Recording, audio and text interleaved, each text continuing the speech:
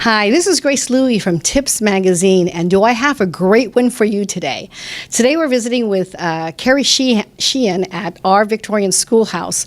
Hi, Carrie. How are you? Thank you for having us over. Thank you for having me. Great. So we're here at her schoolhouse, and we just have a few questions for you after we take a tour of it. Would that be okay? Absolutely. But everyone's always looking for a school or a daycare or a preschool, and this is a good way to introduce some of our readers about this. So let me ask you, what prompted you to start a daycare or a preschool? Well, that's a really long story in itself, but I'll cut to the chase. My husband was laid off during all of 2010. And as you know, the recession in 2008 had really set us back. And the only thing that was thriving was my family childcare.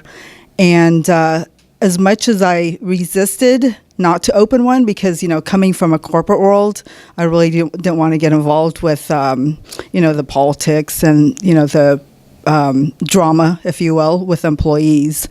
So I thought, why not? Why not? Right now is probably a perfect time. So I took a gamble, and it's the best thing that's ever happened. It was the biggest decision, and it was the most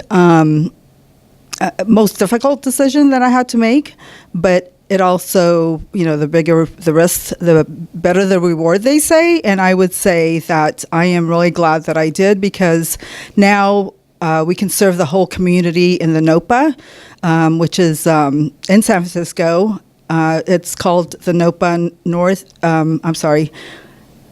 North Panhandle area is what NOPA stands for. Okay, great.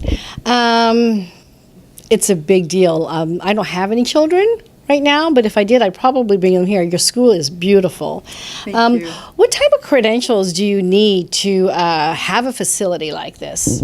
It would depend on the position that you're applying for. For example, if you just wanted to be a teacher's aide, you just need a little bit of experience. I would hope that you would have a little bit of credentials such as ECE, which is early childhood education. If you wanted to be a teacher, you would have to have at least 12 units of the early childhood education. And of course, experience always factors in there. And the director, I can't remember the director at this point, because, I interviewed the director when we first opened 5 years ago. But it is, of course, a lot more schooling for that. And I know there's two ways that you can do it. If you don't have a bachelor's degree, or you do, it's different than if you had one. But certainly the early childhood education courses are key. Okay. So you already mentioned when you started. What year did you start, OVS? We opened up on March 8th is when we got license of 2011. And we opened up March 11th. So we got licensed Friday, and then that following Monday, we actually opened the doors.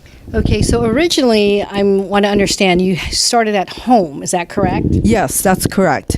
That's called a family daycare, as opposed to a preschool. And that was actually my next question. What is the difference between a preschool and a daycare? That's a really funny question for me, because it would depend on the agency that you're talking with. Like for licensing, construction-wise licensing, they call it a daycare, as opposed to California licensing division, which is, to get your license to open and take care of the children. They call it preschool, and the family child care is the in-home base one. Okay. Well, that's enough for now, but I would like to know if you could take us for a quick tour of your school. Absolutely. I would love to take you guys for a tour. Okay, great. And then what we'll do is we'll have a next segment of more questions for Carrie. Thank you. Thanks. Let's go.